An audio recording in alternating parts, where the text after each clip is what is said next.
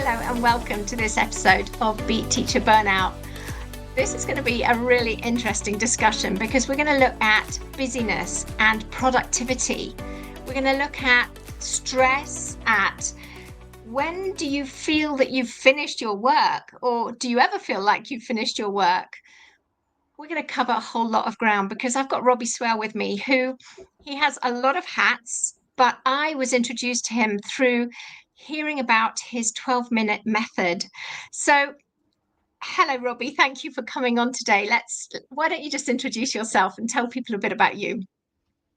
Yeah, thanks, Rowena, and great to be here and excited to see what we'll uncover, and hoping it'll be really useful for people who are listening, especially if they're in that's kind of state of overwhelm that can sometimes come before things get even worse. So yeah, like I think of myself, we were just laughing about it before we switched on the recording, I think about myself, mostly as an executive coach and a podcaster and an author. So I have like strings to my bow because I set out on my work adventure outside workplaces about 10 years ago. And some of that time I just follow the creative impulse and what's happening. And that means I've done various things over the years.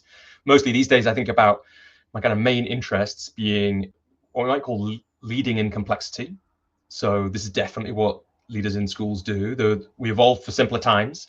And some of the challenges we face in today's world are because of that. For example, the feeling of stress that so many of us feel. Some of that is because our complexity fitness, our ability to deal with complexity, we haven't worked it up as much as the world has thrown complex situations at us. So I think about that a lot, and that's a lot of the work I do in my one-to-one coaching, for example. I also think about meaningful productivity. So we can make this distinction between being busy, as you were talking about, which, if I do a workshop, I often start with this: who feels busy, right? Everybody's hand goes up. And who feels really, truly productive? And there's always some people there. It's not nobody, but it's definitely not everybody. And that means we can make an interesting distinction there, which is sometimes really useful, between doing things. Meaningful productivity, the way I define that, is doing the things that really matter.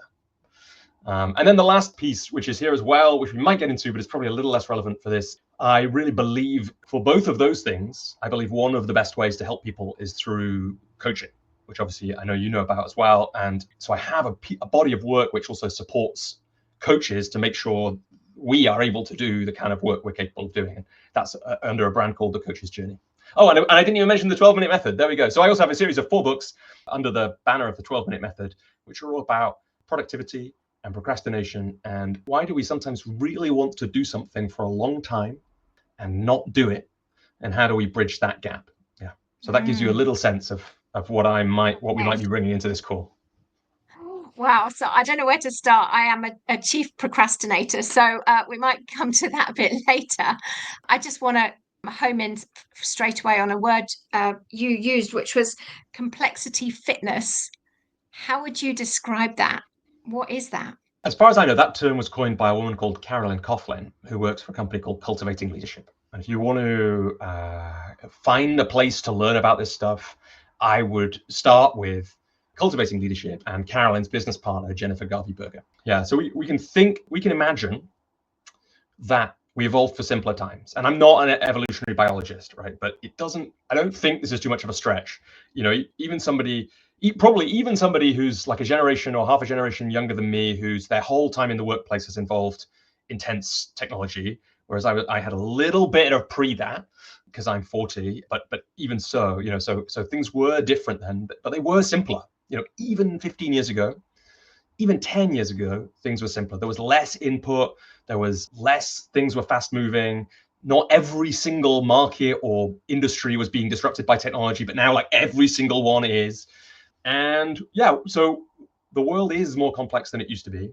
What Carolyn and her colleagues, the way they, I think, would mostly think about this, we can look at the way that our psychology and worldview develops. So hopefully this isn't going to be too theoretical, just to give us a sense of what complexity fitness might mean. In psychology, we used to think that basically brains developed until childhood ended, and then they stopped, and we were just the same then for our entire adulthood. And then a woman called Jane Levenger started busting that, and a bunch of theorists followed her. And the idea then would be that there are a whole set of ways that we can change how we look at the world, hold more perspectives, and that as we do that, we become slightly more nimble and skillful, one tiny little shift at a time, in the face of all the chaos that gets thrown at us. And that's the kind of work that something like coaching, a book like yours, a lot of the work, I think a lot of the work, reason those things work is because they're helping us just hold slightly more different perspectives on the situation. And therefore, instead of doing the kind of things that humans who evolved for simpler times do, like just jumping to conclusions slightly too quickly, trusting their first assumptions slightly too quickly. We like to see things black and white. We like to tell simple stories. And all of those things work great if even 50 years ago, but run us into all kinds of stressful trouble now. And when you were talking about stress before, I was thinking about one of the kind of leading theorists in this field of psychological development is a guy called Robert Kegan, and one of his books is called In Over Our Heads. And that's the feeling of when the level of complexity of the world, what's being thrown at us by our role, is just that bit, even just a tiny bit greater than the level of complexity fitness that we've developed yet. Yeah, I love that. And I think there's a lot of people listening to this who would feel that they are in over their heads. And I think there's two things I take from that. One is we seem to think that if we keep doing the same thing again and again, maybe faster, or we'll get better at it. But the other thing I take that you said was actually, in order for us to develop these sort of nano improvements in how we're managing the complexities of the world around us, we need to be taking action. So we need to get coaching, we need to be reading, we need to be listening, we need to be discussing how we can do things better, because it's not going to change otherwise. Absolutely. One of the metaphors that so there's lots of metaphors if you start getting into this kind of work, because it's hard to kind of rationally explain it all. One of the metaphors that Jennifer Garvey-Berger, who I mentioned before, and by the way, her book Unlocking Leadership Mind Traps is a really short, practical, easy to read book about this stuff. So people just want a place to go. Garvey-Berger and Unlocking Leadership Mind Traps is a good place to go. Jennifer uses the metaphor of a nightclub dance floor being like the chaos of our normal day-to-day life. And so, right, yeah, you can dance faster and you can get a bit better at dancing, but you don't really know what's going on until you get out of the maelstrom of the dance floor and get up on the balcony and look down at the patterns of what's going on and realize that the reason you're so cramped is because you're in this one corner, like boxed in by the bar queue. And actually, if you went over there, you could have all this space and life would feel really different. Or you could navigate something like, there's some interesting stuff going on over there that you hadn't even thought about because you are so much in the little corner of the dance floor that you're in. And how do we get up on the balcony? Well, we do coaching, or we slow down, we read a book, we learn something new, we take some time away when we're not so exhausted that we just collapse straight away as soon as in the case of education leaders, school holidays start, right? And if we can do that, that's when we can take, like I said before, we can take these little bits of extra perspective and we start to see, wait, there's this thing that's always happening. And maybe I can just interrupt that pattern next time. And it doesn't always have to be like this. And that's not how, part of that as well is where I mentioned before, the idea of meaningful productivity, where that came from. This idea that if we just try and get faster at doing things, more efficient, if we just focus on getting more efficient, then we're like better on the dance floor, but we're not necessarily more effective. We can get really good at replying to emails without ever being an effective leader, right? Or we can get really fast at organizing our to-do list, but if we don't make the courageous choices when we're faced with what we actually choose to do, then nothing really changes. And the thing that comes when you talk about taking that opportunity to reflect, for me, what has been the game changer has been journaling, actually, to a point where I've actually created a journal for teachers, because I think the discipline of almost daily to sit down and have a bit of a helicopter view, and actually it helps with gratitude, it helps with all sorts of things, but there's such a powerful shift that can come from that. But you mentioned meaningful productivity. Can we shift over to that a little bit, Robbie? Because obviously that's a really big area. And, in schools, I think in all of life, we would all like to be more productive, and we are all very busy.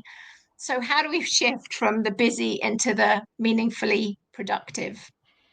Yeah, we've talked about it a little already. So that might be the distinction between efficiency and effectiveness, or between busyness and impact. And certainly when you look at dictionary definitions of productivity, it's a kind of industrial definition. Usually it's which serves us really well in lots of places. And if you have a relatively simple or even just complicated workplace, then that kind of busyness and old school productivity is okay. But in a complex environment like anything to do with people, so imagine the complexity of 20 to 30 children or young people plus teachers plus parents, like that is not a simple or even complicated place, right? That is complexity. So an old school definition, which would be something like more outputs per input, doesn't really work, because what's the input and what are the outputs and how do I like that?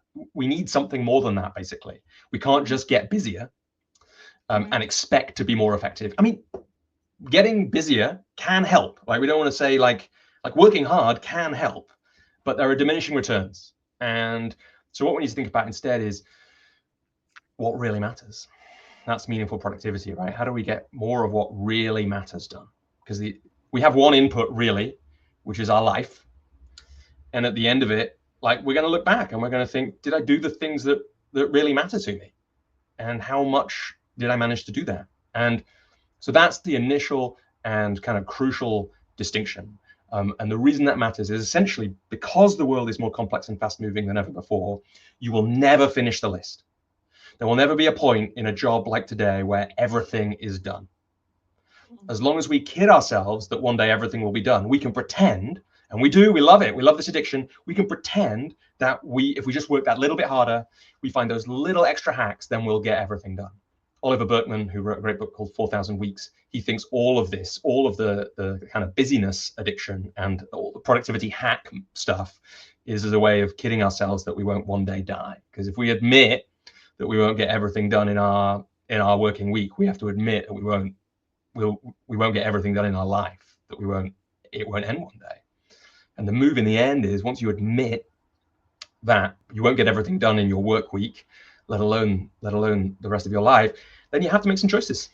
And we're always making choices. So I make some distinctions in the meaningful productivity work. So there's a free PDF you can get on my website at robbieswale.com called the Meaningful Productivity Blueprint. And I make some distinctions in there around time management. I think kind of time management as a frame is a little like the old definition of productivity. It doesn't really, it kind of makes sense if you're in a simple world or you're working in a factory, but in most of our lives, it doesn't really make sense anymore. And if you slow down and think about it, it's a really weird thing, because we can't actually manage time. Like, that's not actually a thing you can do. It's just ticking past. And this does matter, because if we kid ourselves, we pretend we can manage time, we rush around trying to manage time without managing the things that actually make a difference. And the first of those, so I make some distinctions around the things we should be trying to manage if we want to be meaningfully productive. And the first of those is our choices. If we go back to what I was saying before, we've got a limited amount of time. We're not going to get everything done. We're always making a choice. So if you take those two things, the kind of corollary of those, there's the maths undergrad in me, that weird part of my history is that I studied maths at university. The maths, you get a corollary, which is we're always making a choice about how we spend our time and what we're doing, what we're working on, and much better to be as conscious as we can about that, and then to be courageous with it. And that's where sometimes we can get meaningful dints in our work and our productivity. And sometimes it doesn't even feel like we're more busy. Sometimes the courageous choices like open up effectiveness with less work. Yeah, and I've read all this on your website, and obviously we'll go into the 6 pillars in a second if that's okay. But on that area, what came to my mind was when I was I think assistant head, so a while back, and I was asked to lead an area of the school and to do a particular project in it. And it really didn't sit very well with me, and I found it absolutely exhausting. And I was thinking to myself, why didn't I say no to that? But almost at the same time, an opportunity came for me to take on some apprentices on a government plan. And it was my idea. I led it. It was a huge amount of work, but it was energizing. So it was really interesting looking back and thinking, what drains us and what gives us energy? And also, why do sometimes we feel we have to say yes where we could say no? Yeah, and I mean, that begins to take us back to the ideas around psychological development, because one of the things that happens to us is we have one of the patterns you sometimes spot if you can get up on the balcony is, wow, I'm treating it as though I have to say yes to this thing. It's like with the help of somebody else. Sometimes it's really hard to do this ourselves. We have this story, we have this from somewhere we're what they would call in the research subject to this story. It's just happening to us where I have to say yes. And sometimes on the balcony, perhaps with somebody's help, perhaps with the journaling, which can, now that I've said this right out loud, anyone who journals can be on the lookout for in their journaling, when does it sound like I have to do something? And what if I take, I sometimes think of myself as a kind of choice absolutist or something like that. It's like, choose to believe that everything is a choice. Just choose to try that on. And if you try that on with your journaling, you'll find these funny little rules that you have for yourself that have probably been part of your life for decades. I have to do everything I'm asked to do. I have to do everything that I'm asked to do by my boss, or I have to do everything that I'm asked to do by a parent, or I have to do everything that I'm asked to do that is in service of a child's education. And the truth is, you may choose to do everything of those things, but you do have a choice in your life, at least rationally, even though it doesn't feel like that sometimes. And so, but we absolutely do slip into these things, especially people who, are driven really by service, as so many teachers are, right? How do we be of service in our lives? And one of the ways is by helping people. And everything everyone asks us to do is a thing that they want help with. And we just have to be really careful because, of course, and you know this much better than I do, but if we help too many people, there's the risk that we stop being able to help anybody. Yeah. And that, in the long term, if we think about the arc of goodness that can be done in a life, if we lose years of that, then in the long term, that's not a good exchange. And so better to be courageous again, to learn that, like, we often underneath, if you dig into these old stories, often underneath you find some real existential fear. If I say no, then what? Well, we find something under there, something evolutionary, something childhood, which says that we'll be in real danger, real speech marks danger, but it feels like real danger. And often we can get out of that. We can experiment. We can find a way to say no that is done with grace and with generosity, but also with respect for ourselves. And then we find out, it's actually okay to sometimes say no to things. And then once we have that choice, suddenly things can feel really different. I would just put a caveat in there because I did recently say no to something to a group of people where I have been a absolute people pleaser, yes person, whatever.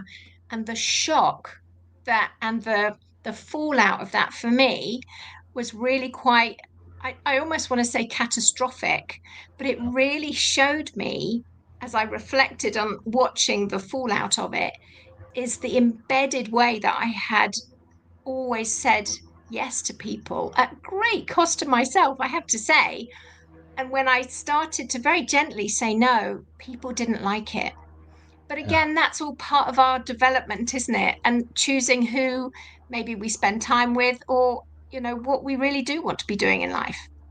And I'm curious, if you don't mind, this is always awkward on a podcast, so don't feel like you have to do this. I hate it when people ask me on my podcast questions, but do you regret it, Rowena? Would you go back? What would you do differently with that group of people and the no? Would you do anything differently? Great question. No, I wouldn't. It was very painful, but I wouldn't go back because I learned so much about myself. And actually, being able to say no in that situation has meant that I have become much stronger in setting boundaries in others. Yeah. So there's so much learning there. And look, we can say no skillfully, and or more skillfully or less skillfully, right? And we can also do it in big places or in little places. And there are lots of ways to think about this.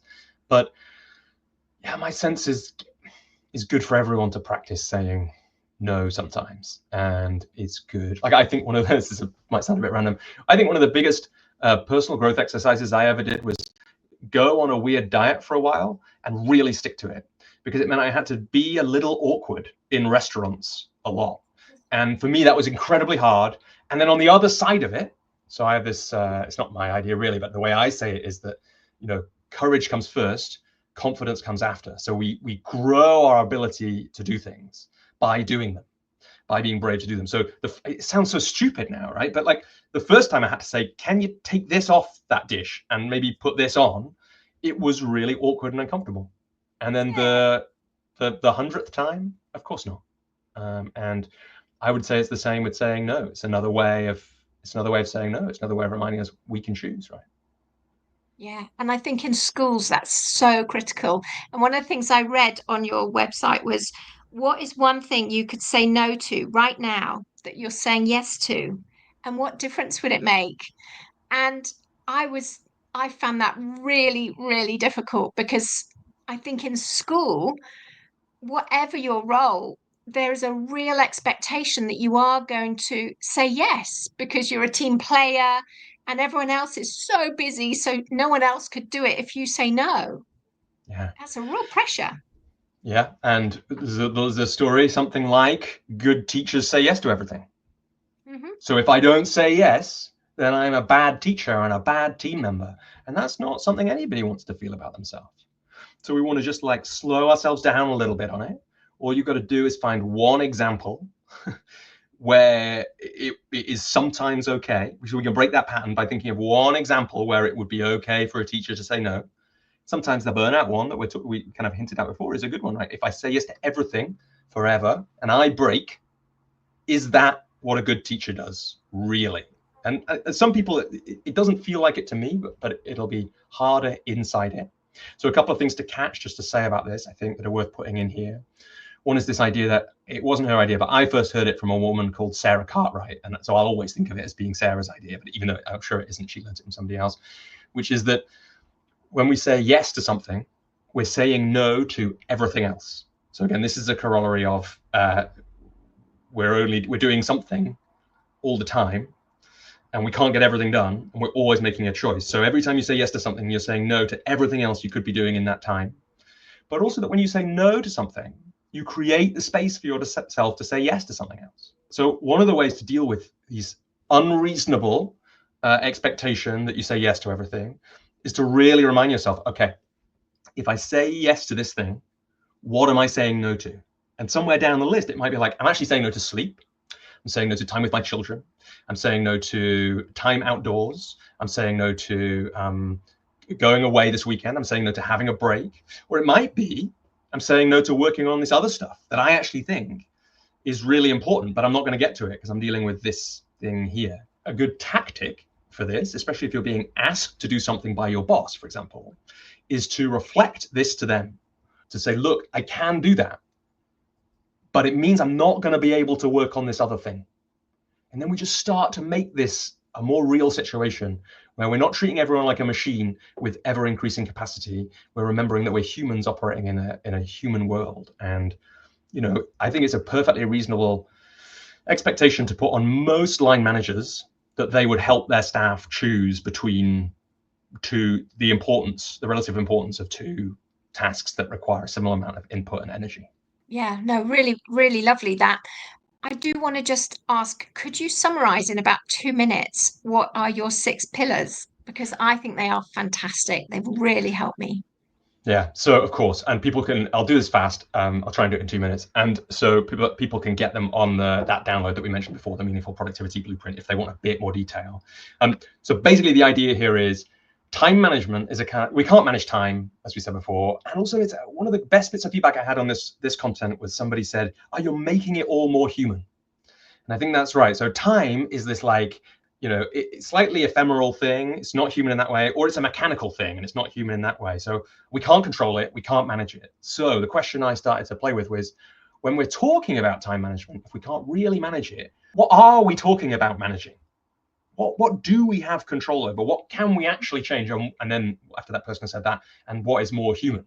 And so through the work I'd done, the learning I'd done about how I'd become more meaningfully productive, work with clients, reading experts in the field, reading research, all that kind of thing, I think there are 6 things that we can focus instead on managing. And if we do that, then we make more of a dent into actual productivity instead of busyness. So we talked about 1, choice management.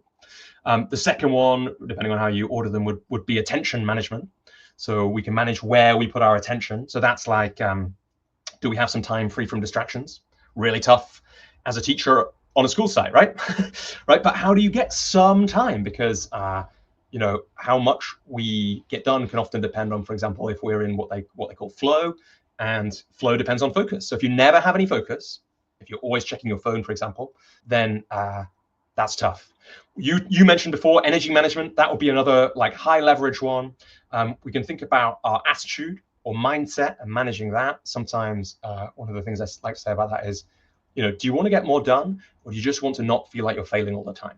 And if that's the case, then sometimes we can just shift the way we think, because the way we think affects the way we feel, and the way we feel affects what we do. And so if we change the ways we think, sometimes that's actually enough for people. We can think about habit management, and we could, if we double clicked on that, we'd probably get to the 12-minute method. It's like there are sometimes we can do a little bit of action every week over a long period, and we get amazing results from that. And the last one is relationship management. Some of that's the thing you were talking about with the group that you said no to. We have to kind of work our way into a place in relationships where we can have these difficult conversations. But some of it is also some of those other things that often come into conversations about this. Is there stuff that you can delegate? Is there stuff that can be outsourced? And some of that is about having actual resource. And some of it, going back to your thing about like, if I don't do it, someone else will have to do it, right? Some of it is that we're unwilling to let other people do it, even if they would actually, we're assuming they wouldn't be happy to do it. Actually, there might be other people out there who would be totally happy to do things, and we don't let them for all kinds of interesting reasons. I don't think I did that in 2 minutes, but there's some kind of headline summary. And everyone, I would really recommend you go and have a look at that on Robbie's website. Okay, Robbie, I've got a question for you on finishing. Oh, I've got two questions, so you're going to have to answer two. We'll just go over a bit, if that's okay. First one is, how do I make a meaningful dent in my work so it isn't the same firefighting day after day? Yeah. So look, in a really practical sense, I think this is two things, right? This is habit management and choice management. So one of the things is, if you want to make a meaningful dent instead of the same firefighting day after day, is you have to choose to not fight the fires. And I know that sounds scary and crazy, but the truth is many of the fires are not actually life-threatening fires. So we all treat ourselves like they are. We have to be a little careful. Like I had a client once who was a heart surgeon, and it's like, well, actually, that his fires that he has to fight sometimes, which require him to cancel on me, they are justifiable, actual emergencies, right? And yes, there are emergencies in schools, but not everything that we deal with is an emergency. So part of it is courageous decision to do what we might call the important but not urgent things. Now, that can be really tough. So what I'd layer onto that is some habit management. So the 12-minute method came from my writing practice.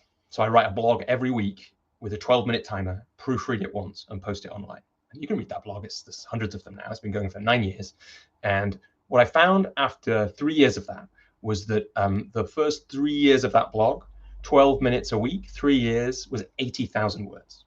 And that's how that's how my books were written. 12 minutes a week for 3 years. And so we get this sense then that small action every week can add up to magical things. And so if you were to take, 12 minutes might be enough, right? But certainly if you were to give yourself 30 minutes each week to work on things that are important but not urgent, that are meaningfully productive, that will make a dent in what actually matters, but aren't like burning right now. If you were to do that 30 minutes, maybe, certainly an hour a week, that would really transform how you felt at the end of the year. Right? You can get a lot done in 50 odd hours. And there are so many lessons from that, but one of them is you can get a lot more done in those small amounts of times than you think often. And so I kind of really want to encourage that. If an hour a week, which in some people's timetables in a school will feel impossible, then 20 minutes, right? Rather than just letting, the fires will never stop burning. They'll never stop coming. You'll never be finished with them. So your choice is, do you let them kind of run you, or do you choose to let them burn for just 20 minutes a week and do something that really matters, that might make an actual dent for that 20 minutes? Yeah, that's so helpful. I remember, I think it's Napoleon Hill says, "Are you going to let the day run you, or are you going to run your day?" And Right. So I actually put half an hour every Friday afternoon at the end of the day into my diary, and I make myself do the jobs that I've been putting off all week, It's those a good one. nasty ones. It's a really good one. Another one that people do, they call it, it's a really old one, I think, it's called it eat the frog, right? So start your day, give yourself, 15, 20, 30 minutes to do a hard task that you've been avoiding. But they don't all have to be hard tasks, right? Like sometimes if you give yourself 30 minutes to work on the thing that you're really excited about. So for you, this might have been that, was it Apprentices, the thing you'd arranged, like something you had real energy and passion for. You give yourself 20, 30 minutes before the day. You know, if you're going to do something outside of work, at least outside of working hours, at least do something that really matters and that gives you energy. 30 minutes on that at the start of the day, you've actually done something that matters instead of just getting lost in the firefighting. You might find that your feeling for the whole rest of the day, this would be a kind of energy management move as well, is completely different. Yeah, absolutely brilliant. Okay, last question quickly, Robbie. How can we be at peace with ourselves slash when we're done? Because I think as teachers, certainly for me, I would go home, I'd find it very hard to switch off because I hadn't done enough or felt I hadn't done enough. Then I wouldn't sleep very well because I was dreaming about what I was going to do the next day or what I hadn't done the previous day. How do we get to a point where we can have peace with that? For me, underneath, this is like a crucial question. And some of it is the crucial meaningful productivity question, which we haven't talked about. If the definition of meaningful productivity is getting more of what really matters done, then we have to ask ourselves what really matters. And there are all kinds of ways to do that. But if we've never done that, and look, in my work, the way that I often think about this, we've kind of already had it in this conversation, is like, what will a life well lived be? Like, how will I know when I get to the end of my life that life has been well lived? What are the things that if I got to the end of my life would make me sad? I had one yesterday, and if we define that, then it changes the choices we make. And I had one which was like, when I think about what would make me sad, I'd be sad if I wasn't there for the important moments in my daughter's lives, right? And that is a really clear thing for me. And that means it can become a commitment that I live into, which is I am a commitment to being there for the important moments.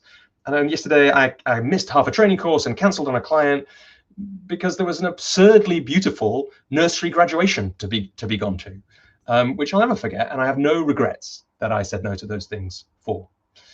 So what really matters, really, right? And if we give ourselves a long arc, you can just do retirement if looking mortality in the face is a little much for you.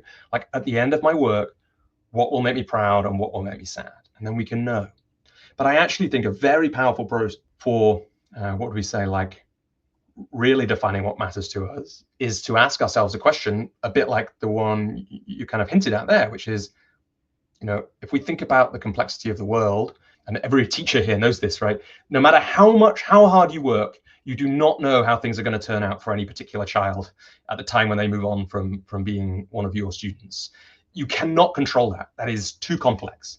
You can do things that create the conditions for good things to happen, but you can't control it. And when we can't control an outcome because the world is too complex, a very powerful question to ask is, if I can't control the outcome, what would I have to do such that regardless of the outcome, I will feel at peace with myself? And then we have to focus on doing that thing. And if we combine those two things together and we keep practicing it and they become practices, it gets easier. The last thing I'll just offer to people listening is there's this idea from the marketing author Seth Godin. I don't know if this is true. I've never followed it up. I just read it from Seth's blog. That Roger Bannister, who was the first person to run a mile in under 4 minutes, Seth tells this great story that he didn't do it by trying to run a mile as fast as possible. He did it by pacing so that he could go exactly 3 minutes 59. His aim was to break that record. And the point being, we obsess a lot about doing things as much as possible, as fast as possible. But what if we obsessed more about the kind of Bannister method, i.e. doing just enough? And if we loop back to 12 minutes and what can be achieved in that amount of time and how it compounds, often the first bit of effort we put in on something has the highest return, you know? And after a while, they call this the 80-20 rule in some places. Like after a while, we get diminishing returns. So if we do the just enough bit, probably we've done the bit that gets us the best returns. But Rowena, I would say that how we can be at peace with ourselves could be the question of a lifetime, right? So wish everybody well on that quest for sure. Yeah, well, you did a pretty good go on it. And I was just thinking for teachers and leaders, actually, with what you were saying there in terms of meaningful productivity, even thinking by the end of this week or by the end of this term, what is it really important for me to complete? And I was talking to a head teacher teacher recently, and she was just firefighting and reacting and very drained. But she realized what really mattered to her on reflecting was the strategic stuff, all the analysis and the forward planning and everything. And so once she prioritized that in her diary, the rest of her week went into a place of a lot of flow actually and flourishing. So but that actually is meaningful productivity in practice, isn't it? Right. She's doing the important thing first. She's like, the world is never going to stop asking her to do more. So we have to like prioritize before the world does that. So we have to, first thing that has to go in has to be this. And I would say she's doing balcony work there, right? She's looking at the school. She's out of the day to day. She's looking at it going, strategically, how can we improve things for the staff, for the students, for everybody? And then by having that in first, the rest of the week will still fill up. But it's just, it doesn't fill up completely out of her control. Like you said before, instead of her week running her, she's beginning to run her week. And yeah, absolutely meaningful productivity. Yeah.